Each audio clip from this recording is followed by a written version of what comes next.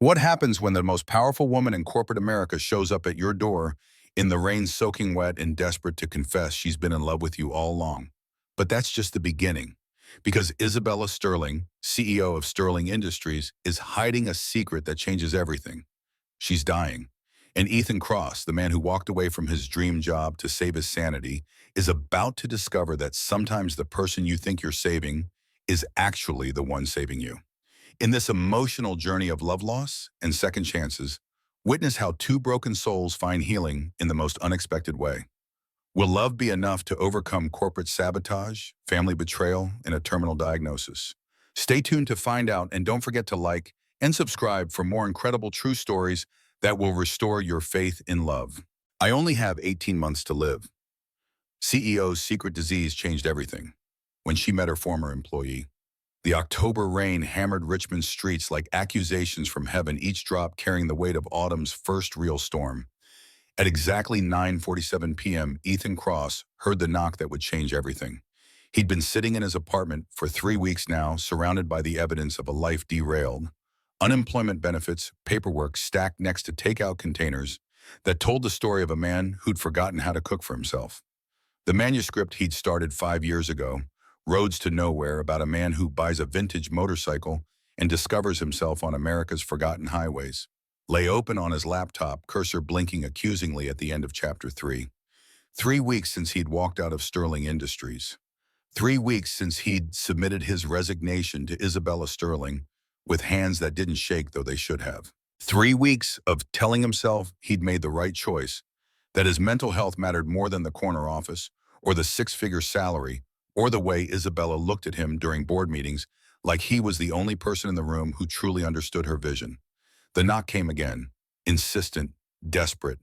Ethan opened the door expecting pizza delivery or maybe his neighbor Mrs. Chen with another noise complaint. Instead, he found the impossible. Isabella Sterling stood in his doorway like a drenched ghost of corporate power, her usually immaculate blonde hair plastered against her skull, designer coat hanging off her shoulders like surrender. No briefcase, no security detail, no aura of untouchable authority that made board members straighten in their chairs and competitors recalculate their strategies. Just Isabella, shaking in the rain, holding a manila envelope against her chest like armor that had already failed. The CEO of Sterling Industries, $680 million in annual revenue, 200 employees across 4 states. The woman who'd inherited her father's construction company at 28 and transformed it into an infrastructure empire, was crying on his doorstep. Isabella. Her name came out rough unused. For 3 weeks, he'd trained himself not to say it, not to think it, not to remember the way it felt in his mouth during those late-night phone calls about project timelines that somehow became conversations about everything else. I know I shouldn't be here. Her voice carried none of the boardroom's steel that could freeze entire departments with a single syllable. This was raw, stripped of every defense she'd spent years building. I know you quit for good reasons. I know I have no right to show up like this, but... Thunder crashed overhead and she flinched like the sky was falling specifically on her. Come inside. Ethan stepped back because whatever was happening, whatever had driven Isabella Sterling to his apartment in the middle of a storm, it wasn't a conversation for hallways and curious neighbors. You're soaking wet. She hesitated on his threshold, and Ethan saw something flicker across her face. Fear, maybe, or regret. Like stepping into his space would cross a line she'd spent 4 years carefully not crossing. If I come inside, she said quietly, I might say things that change everything between us, and I can't unsay them once they're out. Maybe that's exactly why you should come inside. Isabella's laugh came out broken like glass hitting concrete. She stepped through his doorway, bringing with her the scent of expensive perfume mixed with rain and something else. Something that smelled like hospitals and antiseptic and secrets. Ethan's apartment felt suddenly microscopic with her in it. The second-hand furniture he'd bought after Sarah left looked shabby against Isabella's presence, even drenched and vulnerable as she was. The motorcycle magazines scattered across his coffee table, the half-finished crossword puzzles, the evidence of a life shrunk down to its arch essentials. All of it seemed to highlight the vast difference between their worlds. But Isabella wasn't looking at his furniture.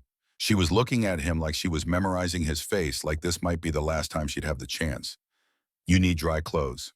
Ethan disappeared into his bedroom, returning with a Georgetown University sweatshirt and sweatpants that would be comically oversized on her frame. Bathrooms down the hall. When Isabella emerged 10 minutes later, makeup-free and swimming in his clothes, she looked nothing like the woman who commanded respect with a glance. She looked young, uncertain, and so beautiful it made Ethan's chest ache with everything he'd been trying not to feel for 4 years.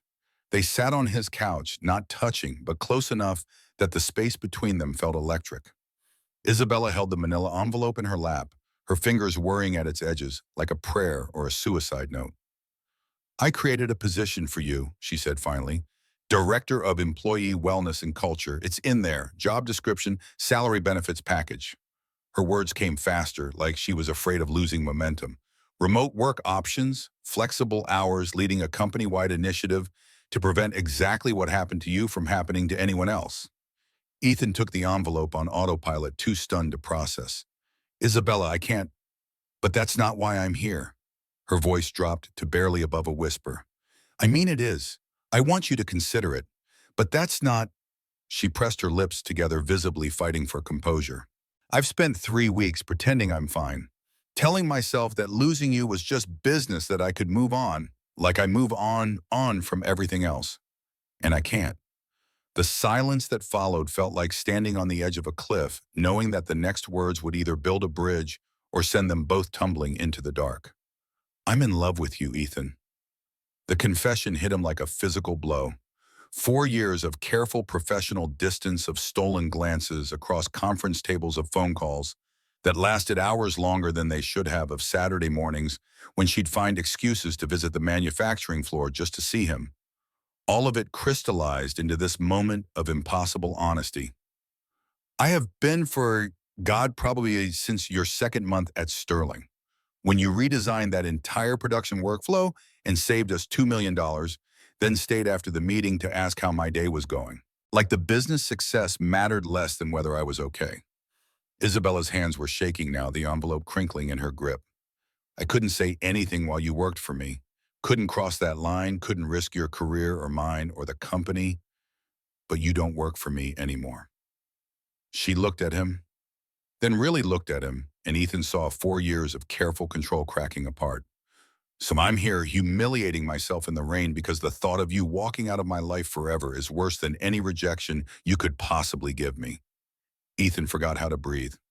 Isabella Sterling, untouchable, brilliant, impossible, was confessing feelings he'd convinced himself were one-sided. The woman he'd loved in silence for years, the one he'd resigned to escape because staying near her without having her was a special kind of torture, was telling him she loved him back. Say something, she whispered. Please, even if it's no, even if it's impossible, just say something. I've been in love with you since my 3rd week at Sterling Industries. The truth came out like a confession or a prayer. It means every late-night phone call felt like stealing something I wasn't allowed to have. It means I spent Saturday mornings finding excuses to walk past your office just to catch a glimpse of you. It means part of why I resigned was because staying near you without being able to have you was killing me. Isabella's sharp intake of breath was audible even over the rain. Ethan, let me finish. He moved closer, close enough to see the silver flecks in her blue eyes, close enough to smell rain and expensive perfume and possibility. You showing up here tonight, telling me how you feel, it's the most terrifying and exhilarating thing that's ever happened to me. He reached for her hands, found them cold and trembling. But I need you to understand something. I meant what I wrote in that resignation letter. I was disappearing. The merger was consuming me, and I couldn't see a way out except to leave completely. Ethan gestured around his small apartment, the second-hand furniture, the life he was trying to rebuild from scratch. I'm not the same person I was when I worked for you. I'm not sure who I am right now, and I can't be what you need me to be if I don't figure out who I am first. The words hung between them like a suspended sentence. Ethan watched Isabella process them, saw the flicker of pain cross her face before she locked it down with practiced control. I'm not asking you to be anything except yourself, she said quietly but firmly. That's the point. The person you think you need to be, The one who works 80-hour weeks and sacrifices everything for productivity. That's not who I fell in love with. Then who did you fall in love with? The man who lights up talking about vintage motorcycles and road trips he's never taken. Isabella's voice grew stronger, more certain. The one who sends me book recommendations at midnight and argues about character motivation like it matters. The person who listened when I had told you about wanting to be an architect, who didn't judge me for inheriting an empire I never wanted. She took a shaky breath. I fell in love with Ethan Cross, the human being, not Ethan Cross, the employee. And I'm sitting here because I don't want to lose the human being. Something loosened in Ethan's chest, a knot he'd been carrying for months without naming. I don't want to lose you either, but I'm terrified. Of what? Of this being another thing I fail at, of not being enough, of, he forced himself to say the hardest part, of you realizing I'm not worth the risk. Isabella set the envelope down on his coffee table with deliberate care, like she was making a decision. Then she closed the distance between them until they were barely inches apart, her rain-soaked presence filling his senses. Listen to me very carefully, she said, her voice carrying an echo of the CEO who commanded boardrooms. You are not a failure. You recognize that you were drowning and you made the hardest choice. You saved yourself. That's not weakness. That's survival. It doesn't feel like survival. That's because you've spent your whole life being told that quitting means failure. She reached up, hesitated for half a second, then gently touched his face. Her fingers were still cold from the rain, but her touch burned. I'm telling you, it means wisdom. You walked away from a situation that was destroying you. That takes more courage than staying. Ethan's eyes stung. He'd spent 3 weeks feeling like a coward, like he'd abandoned ship when the company needed him most, like he'd let Isabella down in the worst possible way. But she was looking at him like he'd done something brave instead of broken. I missed you, he admitted, the confession coming out rough. The second I submitted that resignation, I missed you. Not the job, you. I missed your voice, your laugh, the way you solve problems, like you're diffusing bombs.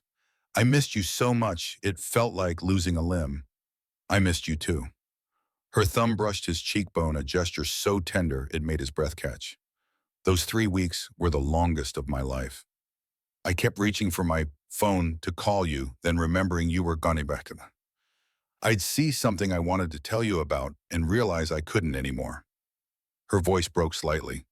I went to the manufacturing floor last Saturday out of habit, looking for you before I remembered. And I just stood there like an idiot, staring at your empty office, understanding for the first time what real loss feels like. Ethan moved on instinct, pulling her close, wrapping his arms around her small frame. She stiffened for half a second. Isabella Sterling didn't do vulnerability, didn't accept comfort, then melted into him with a sound that might have been relief or surrender or both. They stayed like that for a long moment, breathing together, rain drumming against the windows. Ethan could feel her heart pounding against his chest, could feel her trembling slightly, could feel the careful control she'd maintained for years finally cracking apart. But underneath her fragility, he sensed something else. Something that felt like secrets, like weight she was carrying alone. The scent of hospitals and antiseptic that clung to her despite the rain.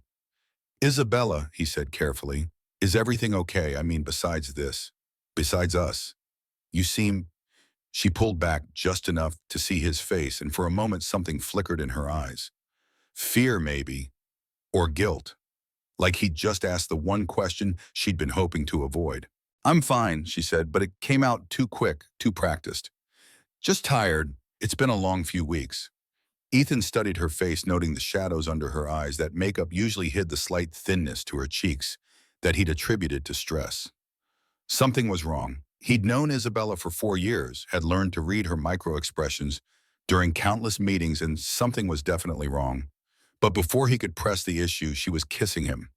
Soft and tentative at first, like she was asking permission. Ethan answered by pulling her closer, by threading his fingers through her damp hair, by kissing her back, with 4 years of wanting compressed into this single moment. When they finally broke apart, both breathing hard, Isabella's eyes were bright with unshed tears. Stay, Ethan said, the word coming out before he could think better of it. Not like that, just stay.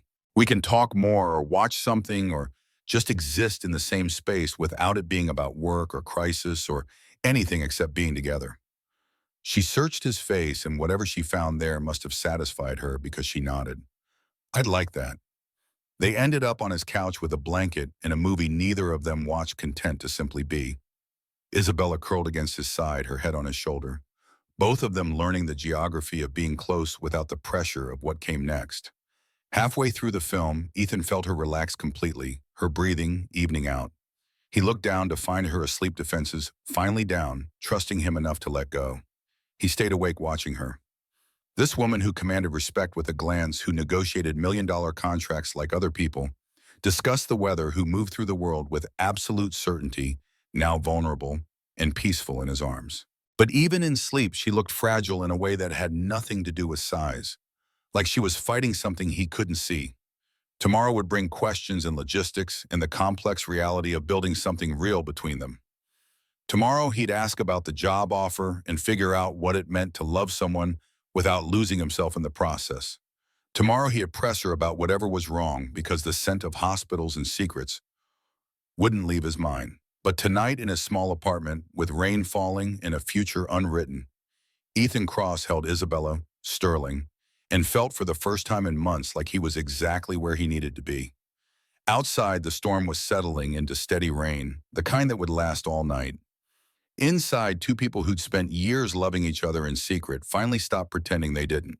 And in the morning, when Isabella woke in his arms and smiled like sunrise, Ethan would discover that some secrets were too big to hide behind hope alone. The next 3 months passed like a dream Ethan was afraid to wake up from. Isabella kept her word about boundaries.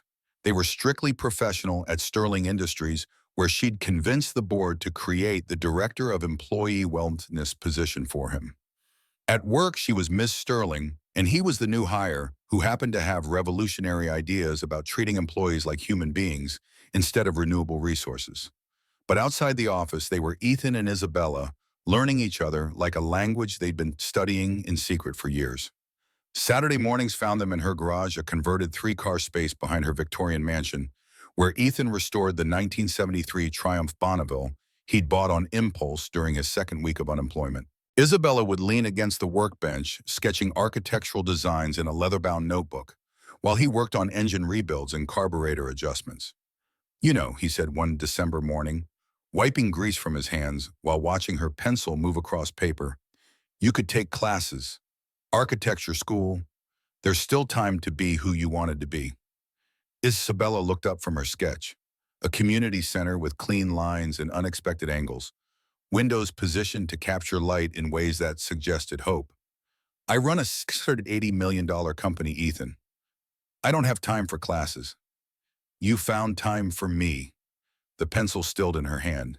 She studied her drawing, then looked at him, then out at the driveway where her BMW sat next to his beat-up Honda, visible proof of the gap between their worlds. Maybe, she said slowly, I need to stop using the company as an excuse for not doing things that scare me. Those Saturday mornings were sacred.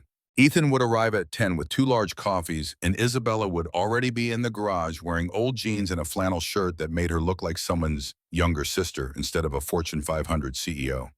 They'd work in comfortable silence, broken by conversation, him explaining the difference between points and electronic ignition, her describing the mathematical poetry of load-bearing walls.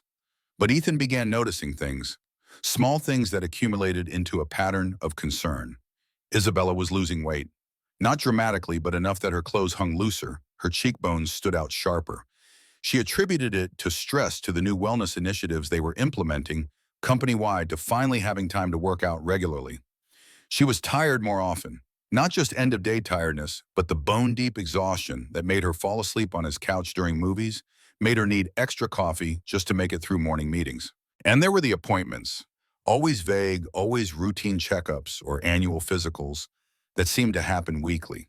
When he offered to drive her, she'd deflect with practiced ease, changing the subject to work projects or weekend plans. Most telling were the pills. Ethan caught glimpses of them sometimes.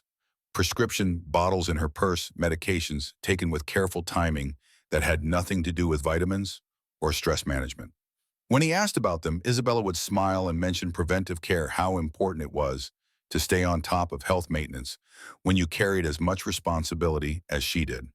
He wanted to believe her, needed to believe her, because the alternative, that Isabella was hiding something serious, was too terrifying to contemplate. Their relationship deepened despite his growing concerns.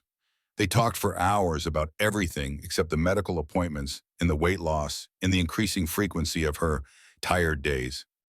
Isabella opened up about her father's death, how she'd inherited Sterling Industries at 28 and spent the next 4 years proving she deserved it. Ethan shared his fears about being worthy of her love, about not being damaged goods from his previous relationship and career burnout. In January, they made it official. Not publicly. Isabella wasn't ready for the inevitable scrutiny and speculation that would come with dating a subordinate, but privately between themselves. They were building something real, something worth protecting. Ethan started writing again. The novel flowed easier now that he wasn't trying to squeeze creativity into the gaps between exhaustion.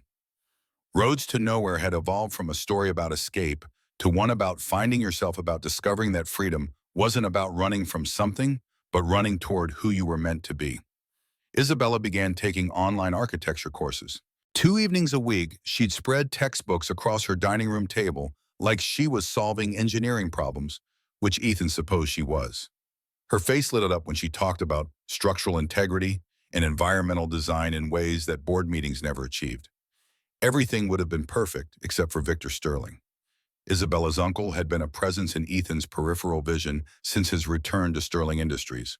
Victor sat on the board of directors, held a significant minority stake in the company, and carried himself with the bitter authority of a man who'd expected to inherit everything and gotten an advisory position instead.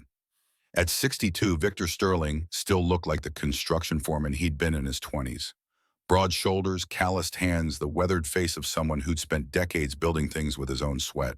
He'd worked alongside Isabella's father for 30 years, helped build Sterling Industries from a small Richmond contractor to a regional powerhouse. When Isabella's father died suddenly of a heart attack, everyone assumed Victor would take over.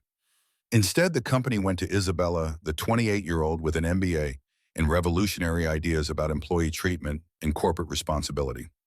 Victor had smiled and supported her publicly while privately undermining every progressive initiative she implemented. Ethan's wellness programs were Victor's current target. Soft policies for soft employees, Victor announced during a February board meeting, his voice carrying the disdain of old-school construction culture.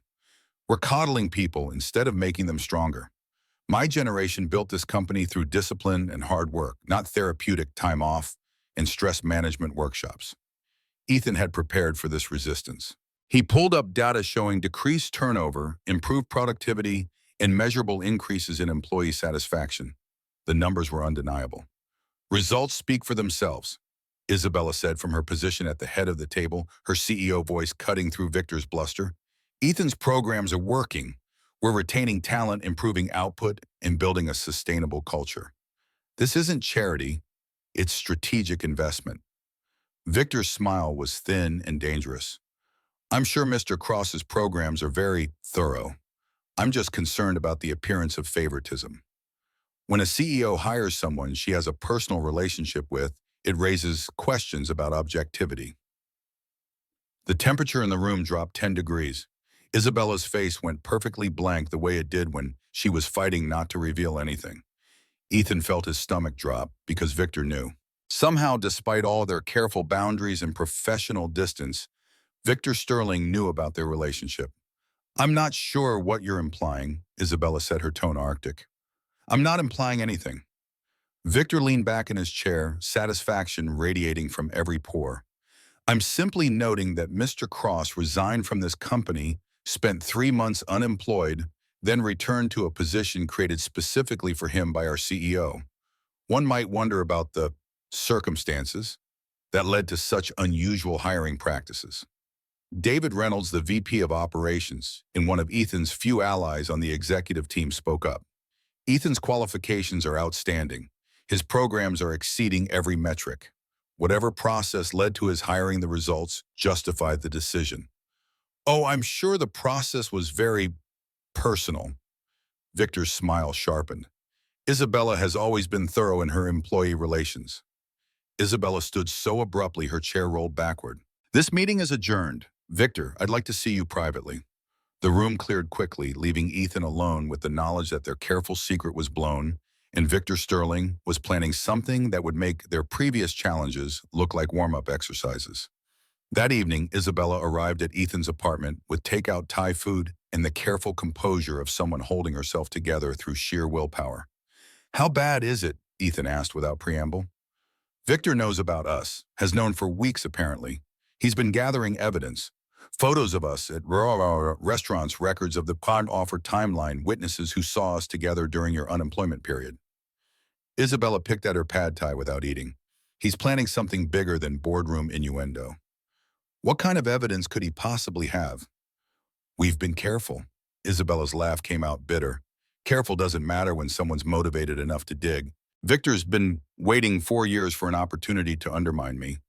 Our relationship hands him the perfect weapon." Ethan reached across the table, took her hand. "So what do we do, Maso? We weather the storm, show the board that our personal relationship hasn't compromised professional judgment, prove that your programs work regardless of how you got hired." She squeezed his fingers. "And we hope Victor doesn't have anything more damaging than speculation and circumstantial evidence." But Isabella's optimism felt forced, and Ethan noticed she still wasn't eating. The weight loss was becoming more pronounced, her cheekbones sharp enough to cut glass. When he mentioned it, she deflected again, blaming stress and the Victor situation for her decreased appetite. 3 weeks later, Victor made his move. The Richmond Business Journal ran a front-page story titled, "Sterling Industries CEO's Controversial Hiring Practices Raise Ethics Questions." The article stopped just short of alleging quid pro quo, but the implications hung in the air like smoke. Anonymous sources questioned the timing of Ethan's hiring, the unusual nature of his position, and the appearance of favoritism in his rapid integration into company leadership. Sterling Industries stock dropped 4% before lunch. Ethan's phone lit up with Isabella's name. He answered, already knowing what was coming. "My office, now." The executive floor held that particular tension that preceded disasters. Assistants typed with aggressive focus, avoiding eye contact. The conference room where board members gathered via video call showed Victor Sterling's face on the main screen, looking satisfied in a way that made Ethan's hands curl into fists. Isabella stood at her window overlooking the construction yard where crews were beginning work on a new apartment complex. She didn't turn when Ethan entered. "Victor leaked the story," she said without preamble. "He wants you gone and me embarrassed. The board is calling an emergency meeting tomorrow. What are our options?" Isabella turned then, and Ethan saw the CEO mask firmly in place, the one that made subordinates straighten and competitors recalculate their strategies. "You resign temporarily until this blows over. I recuse myself completely from oversight of your department. Or we go public with the truth and hope transparency wins over scandal." None of those options felt right. They all felt like letting Victor win. "The truth is," Ethan said carefully, "we started dating after I left the company. We've maintained strict professional boundaries. The programs are working and the data proves it. Victor doesn't care about ethics. He cares about power. So we fight." Isabella's voice carried an edge. "But fighting means public scrutiny, media attention, potential damage to both our careers. Are you ready for that?" Ethan studied her face, noting the way her jaw tightened when she was stressed, the slight tremor in her hands that she was trying to hide. This was killing her, not just the scandal, but the pressure, the weight of defending their relationship while managing a company and dealing with whatever medical issues she was hiding. "I'm ready," he said, "but I need you to be honest with me about something." Isabella went very still. "About what?" "About why you've lost 15 pounds in 3 months. About the weekly medical appointments you think I haven't noticed. About the prescription bottles in your purse and the way you fall asleep during movies, like you're exhausted down to your bones." The silence that followed felt like standing on a cliff edge, knowing that the next words would either build a bridge or send them both tumbling into the dark. "Ethan." Isabella's voice came out small, stripped of the executive polish that usually armored every syllable. "I can't. Not right now. Not with Victor circling like a shark and the board questioning everything. I can't handle another crisis." "This isn't a crisis." Ethan moved toward her, close enough to see the fear in her eyes. "This is me loving you enough to notice when something's wrong. Whatever it is, we face it together." Isabella turned back to the window, her shoulders rigid with the particular tension that meant she was fighting not to break down. Together isn't always an option, Ethan. Sometimes you have to carry things alone until you're strong enough to share the weight. Before he could respond, David Reynolds knocked on the open door. Isabella, the board wants to convene in an hour. They're calling for a vote on Ethan's position. Isabella nodded without turning around. Thank you, David. We'll be right there. When David left, she finally faced Ethan again. I need you to trust me on this. Whatever happens in that meeting, whatever Victor throws at us, I need you to trust that I'm fighting for both of us. Always, Ethan said. But after this is over, we talk. Really talk. About everything. Isabella's smile was small but genuine. Deal. The board meeting was brutal. Victor came armed with financial projections showing the cost of Ethan's programs, carefully edited quotations from disgruntled employees who preferred the old system of unlimited overtime and heroic burnout, and enough innuendo about favoritism and conflicts of interest to make several board members visibly uncomfortable. But Isabella fought back with data, real numbers showing decreased turnover, improved productivity, measurable increases in employee satisfaction. She brought in David Reynolds to testify about Ethan's qualifications, Helen Morrison to discuss the financial benefits of retention over recruitment, and 3 department heads to explain how the wellness initiatives had transformed their team's performance. The vote was closer than it should have been, 5-3 in favor of keeping both Ethan and his programs. Victor's face went purple when the results were announced, but he accepted defeat with the grace of a man already planning his next attack.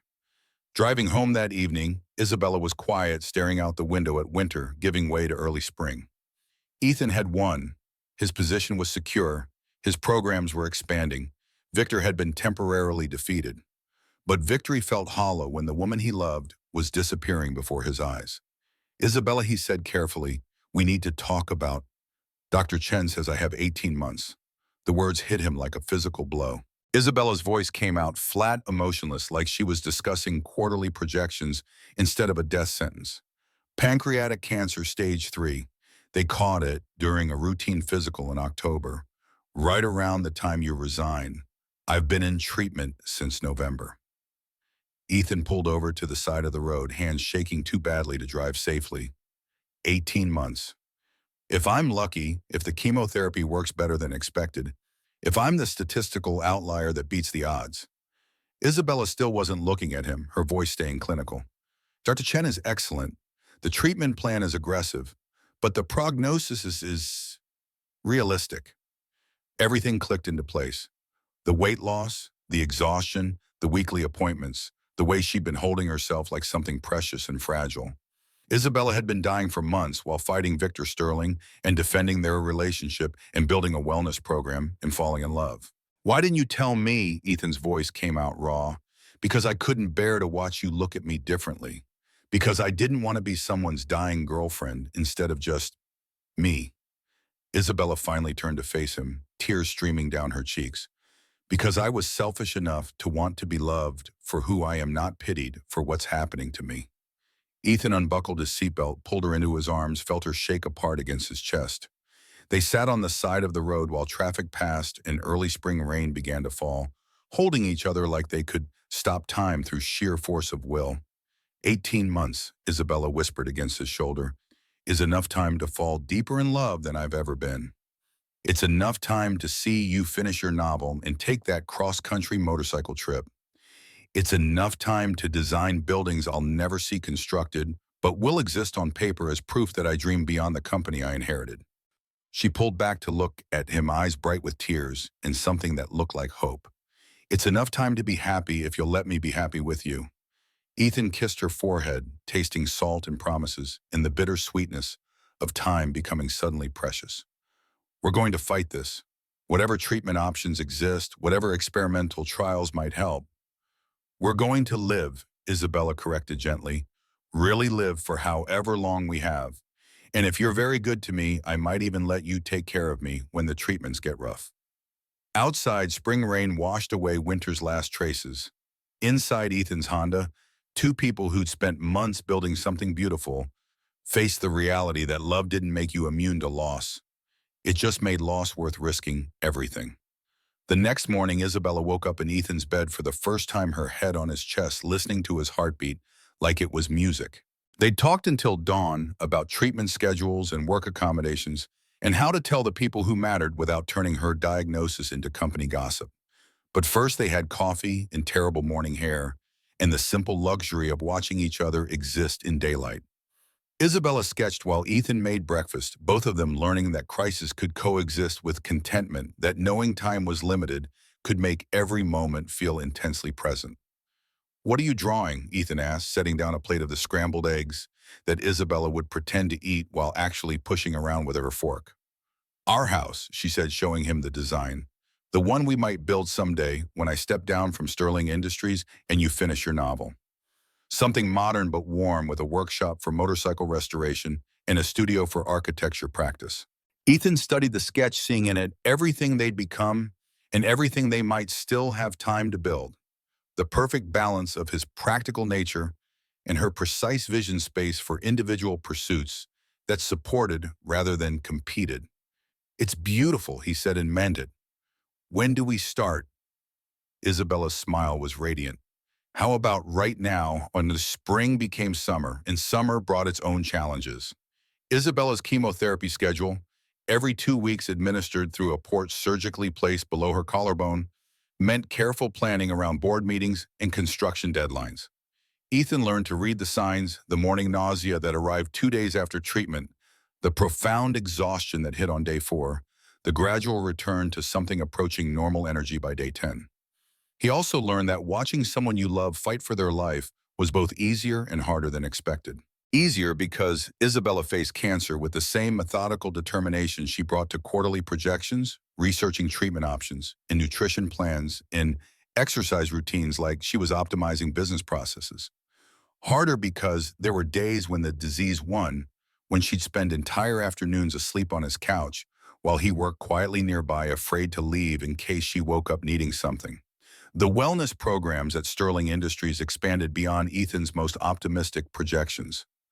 What had started as basic mental health days and stress management workshops evolved into comprehensive initiatives: flexible work arrangements on site, childcare, mental health coverage that actually covered mental health, and mandatory vacation policies that executives couldn't override for business necessity. Turnover dropped 30%, productivity increased 15%, employee satisfaction reached 5-year highs. The numbers were undeniable, even to board members who'd initially viewed Ethan's hiring with skepticism. But Victor Sterling wasn't finished. The sabotage escalated in July when the Richmond Times received an anonymous tip about Isabella's medical condition. The story never ran. Victor had overreached, and even gossip-hungry journalists had ethical boundaries around private health information. But the attempt sent a clear message. Victor knew about the cancer, and he was willing to weaponize a terminal diagnosis for corporate gain. Isabella called an emergency board meeting for a Thursday afternoon in late July. She'd lost weight again, the summer heat making her chemo side effects more pronounced, but she walked into that conference room with the authority of someone who'd built an empire and wasn't about to let it crumble. "I'm announcing my succession plan," she said without preamble, her voice carrying across the room like steel hitting stone. "Effective January 1st, I'll transition from CEO to chairman of the board. David Reynolds will assume the CEO position with my full endorsement and support." The silence that followed was deafening. Victor's face cycled through surprise, calculation, and something that looked almost like disappointment, as if Isabella stepping down voluntarily had robbed him of the victory he'd been orchestrating. "This is rather sudden," said Helen Morrison, the CFO, who'd become one of Isabella's strongest allies. "Is there a particular reason for the timeline?" Isabella's eyes found Ethan's across the room. They'd discussed this moment for weeks, weighing the options and implications. Going public with her diagnosis would end Victor's leverage while opening them both to scrutiny and pity they weren't prepared to handle. But stepping down for personal reasons would protect her privacy while ensuring Sterling Industries' continued success under David's capable leadership. "I've spent 8 years building Sterling Industries into something I'm proud of," Isabella said carefully. "But I've also spent 8 years sacrificing everything personal for professional success. I want time to pursue other interests: architecture, travel, a life outside the company I inherited." Victor leaned forward, sensing weakness. This wouldn't have anything to do with recent questions about your judgment, would it? Your hiring practices, your relationship with certain employees. Isabella's smile was razor sharp. My relationship with Ethan Cross will continue exactly as it has, with complete transparency and appropriate professional boundaries. His programs have exceeded every success metric we established. Your attempts to undermine either his position or mine have consistently failed because you're arguing against data, not opinion. She stood gathering her materials with the efficiency of someone who'd run thousands of meetings. The succession plan will be finalized over the next 6 months. I trust you'll all work with David to ensure a smooth transition. The meeting ended with polite tension, board members filing out with various expressions of confusion and concern. But Victor lingered, his face holding that particular satisfaction that came from recognizing opportunity in chaos. Stepping down won't solve your problems, Isabella, he said when they were alone. People will still ask questions. They'll wonder why a 32-year-old CEO suddenly decided to pursue hobbies instead of leading a company, especially when those hobbies involve a subordinate she's been involved with. Isabella didn't flinch. Let them wonder. Sterling Industries will thrive under David's leadership. My personal life will remain personal, and you'll continue to be exactly what you've always been. A bitter man who inherited nothing because he earned nothing. Victor's face flushed dark red. You'll regret this arrogance. Mark my words. But as Victor stormed out, Isabella felt something she hadn't experienced in years: relief. The weight of Sterling Industries was finally lifting from her shoulders, creating space for whatever came next. The announcement went public the following Monday. Sterling Industries stock actually rose on the news. Investors had confidence in David Reynolds, and the succession plan demonstrated stability and forward thinking rather than crisis management. Business journalists wrote thoughtful pieces about planned transitions and leadership development. The speculation about Isabella's relationship with Ethan became background noise, overshadowed by more interesting questions about her architectural studies and plans for post-CEO life. August brought a turning point. Dr. Chen's latest scans showed the tumors responding better than expected to treatment, not shrinking dramatically but stabilizing in a way that bought time, potentially more time than the original 18-month prognosis had suggested. 2 years, Dr. Chen said during an appointment Ethan attended for the first time, his hand finding Isabella's as they processed the news together. Possibly more if this trend continues. The cancer isn't gone, but it's not progressing as aggressively as we initially feared. Isabella cried in the parking lot afterward, the first time Ethan had seen her break down since that night in the rain 9 months earlier. But these were tears of relief, of possibility, of futures that had seemed impossible suddenly becoming conceivable. 2 years, she whispered against his shoulder while he held her in the front seat of her BMW. 2 years is enough time to see your novel published. It's enough time to design that community center and maybe even see it built. It's enough time to take that motorcycle trip and find out if freedom really does mean what you wrote about in your book. 2 years is enough time to get married, Ethan said quietly, the words coming out before he'd consciously decided to say them. Isabella pulled back to look at him, eyes bright with tears and something that looked like joy. Is that a proposal?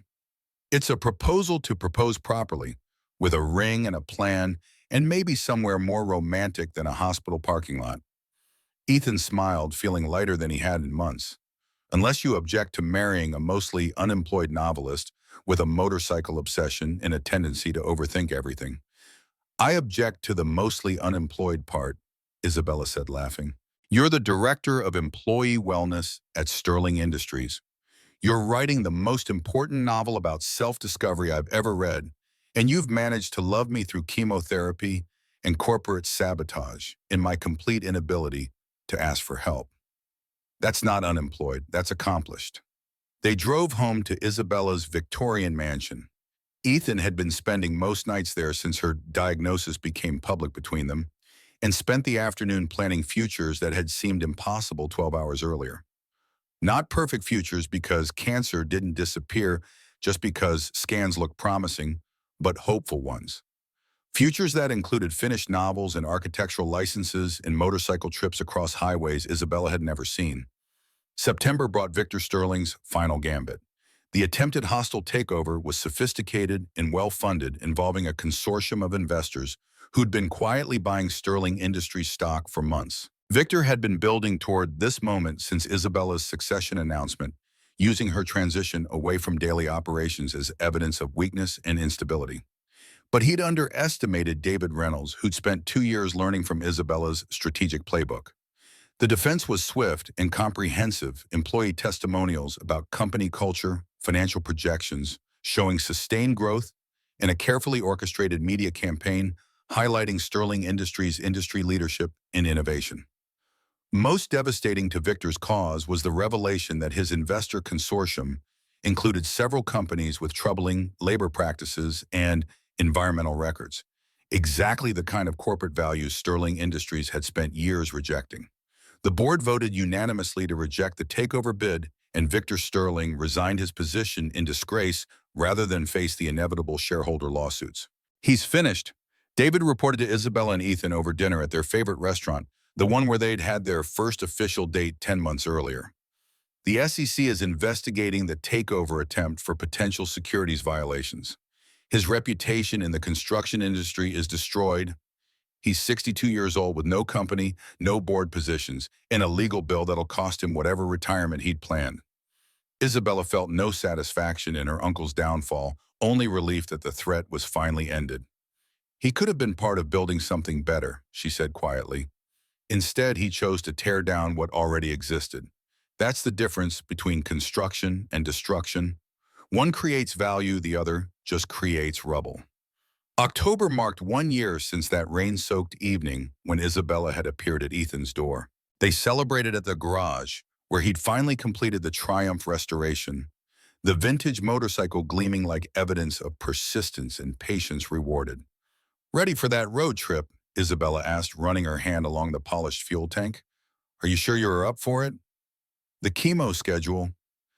"The chemo schedule can accommodate a long weekend in the Blue Ridge Mountains," Isabella interrupted, smiling. "Dr. Chen cleared me for travel with the usual precautions. Besides, I've been dreaming about this trip for months."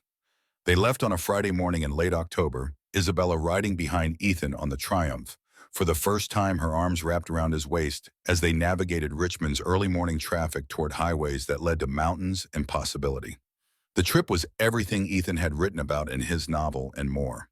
They stayed at small bed and breakfasts, ate at diners where the waitresses called them Huns, stopped at overlooks where autumn colors painted entire valleys in shades of gold and red that belonged on postcards.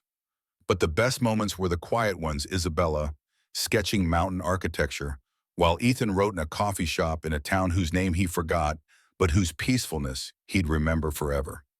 Both of them working on separate projects that somehow felt connected, like different movements in the same symphony.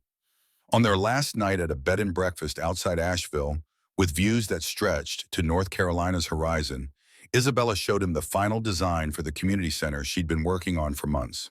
"It's based on this trip," she said, pointing to windows positioned to capture mountain light to open spaces designed for gathering and celebration. "I submitted it to the city planning committee last week. Pro bono work for a neighborhood that deserves something beautiful."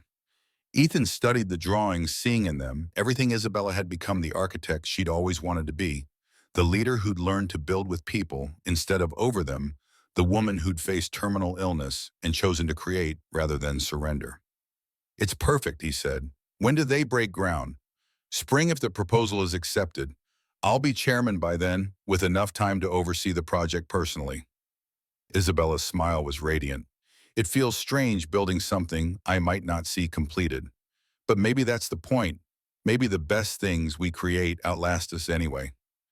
That night, with mountain silence surrounding them and stars visible through windows unclouded by city lights, Ethan proposed properly. Not with the ring he'd been carrying in his jacket pocket for weeks. That would come later in a more formal setting with friends and family present. But with words that came from the deepest place in his heart. "I want to marry you," he said, holding her close while autumn wind moved through trees outside their window. "Not because of the cancer, not because time is precious, but because loving you has made me more myself than I've ever been. You've shown me that freedom isn't about running away. It's about running toward the person you're meant to be, with someone who sees you clearly and chooses you anyway? Isabella's answer was yes, followed by tears and laughter and promises about the future they'd build together, however long it lasted. They drove home Sunday afternoon, Isabella's head resting on Ethan's shoulder during the straightaways, both of them understanding that something fundamental had shifted during their time in the mountains. Not just their relationship, but their perspective on what mattered, what counted, what was worth fighting for. November brought the formal proposal with the ring Ethan had designed based on Isabella's sketches of Art Deco buildings, geometric and elegant and completely unique. He asked her in the garage where they'd spent so many Saturday mornings, where the Triumph sat polished and ready for whatever roads they decided to explore together. Isabella said yes again because some questions deserved to be answered multiple times. December brought the wedding planning, which Isabella approached with the same methodical intensity she'd once brought to quarterly projections. Small ceremony, close friends, a reception at the Victorian mansion they decided to keep as their primary residence.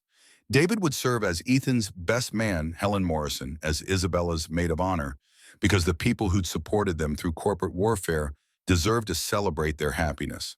But the moment that mattered most came during the Sterling Industries holiday party, when Isabella stood before the entire company and announced her engagement to Ethan Cross, Director of Employee Wellness, the man who'd helped transform Sterling Industries into the kind of company that treated people like humans instead of resources. "We've built something here," she said to a room full of employees who'd become more like family over the years of change and growth, a culture that values sustainability over burnout, innovation over tradition, people over profits. Ethan showed us what was possible when we stopped accepting that work had to destroy life in order to be successful. The applause was thunderous, sustained, genuine. These were people whose lives had been improved by Ethan's programs, whose stress levels had decreased and job satisfaction had increased, and family time had become protected instead of sacrificed. Later on the balcony outside the main reception hall, Isabel and Ethan stood together watching snow fall over Richmond's downtown, both thinking about the year that had passed and the year ahead. "Any regrets?" Isabella asked, leaning against the railing. "About what? Loving you, leaving Sterling, the first time coming back fighting. Victor, none of it." Ethan pulled her close, feeling her shiver slightly in the cold. "You. Only that I didn't tell you I loved you sooner, only that I waited until I was desperate to be honest." Isabella looked up at him, eyes bright with snowflakes and possibility. "But maybe we needed the desperation. Maybe we needed the crisis to understand what really mattered."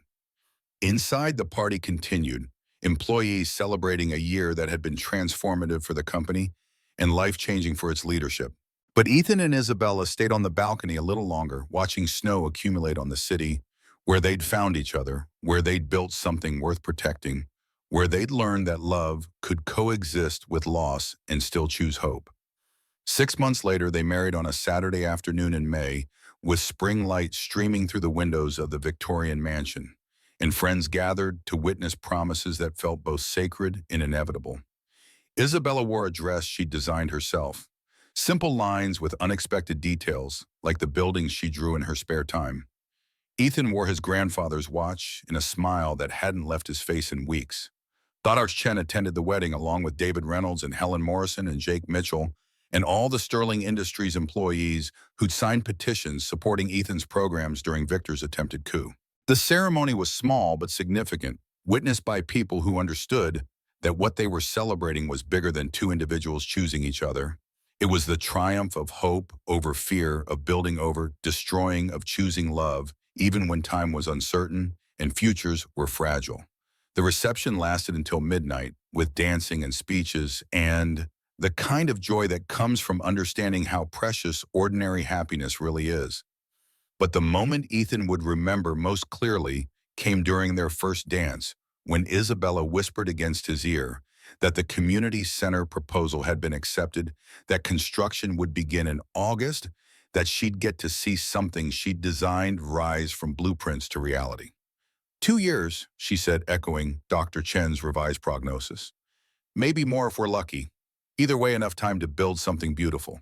Ethan held her closer, moving to music that seemed to carry all their hopes and fears and promises in its melody. "We already have."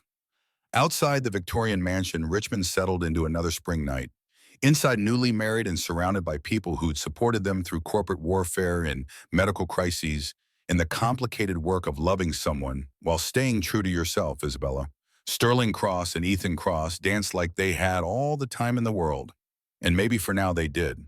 5 years later, when Isabella would beat the odds and survive long enough to see the community center completed, when Ethan's novel would be published to critical acclaim and modest commercial success, when they'd take that cross-country motorcycle trip and discover that freedom really did mean what he'd written about.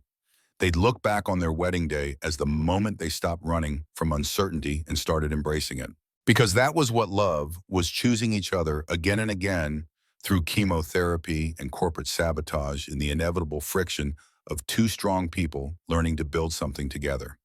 It was showing up in the rain with your heart exposed, hoping the other person would see you clearly and choose you anyway. It was understanding that perfect wasn't the goal, honest was, that sustainable mattered more than spectacular, that sometimes you had to break completely before you could rebuild yourself into something authentic. Most importantly, it was learning that the best stories weren't about dramatic gestures or perfect endings, but about ordinary Tuesday mornings when you woke up next to someone who knew all your flaws and fears and chose to stay anyway. The reception ended, the guests went home, and Isabella and Ethan Cross began the quiet work of building a life together. Not perfect, never perfect, but honest and hard-won and strong enough to last however long they had. And in the end, that was everything. Thank you for joining us on Isabella and Ethan's incredible journey of love, resilience, and second chances. Their story reminds us that sometimes the most powerful transformations happen not when we're at our strongest, but when we're brave enough to be vulnerable with the right person. If this story touched your heart, please give it a thumbs up and subscribe to our channel for more inspiring tales of love, conquering the impossible. Share this story with someone who needs to believe that it's never too late to choose courage over comfort, that real love sees beyond surface struggles to the strength beneath. What did you think about Isabella and Ethan's journey? Have you ever had to choose between protecting yourself and fighting for love? Let us know in the comments below. We love hearing from you. Until next time, remember, the best love stories aren't about perfect people finding each other. They're about imperfect people choosing each other again and again through whatever storms life brings their way. Like, subscribe, and we'll see you in the next story.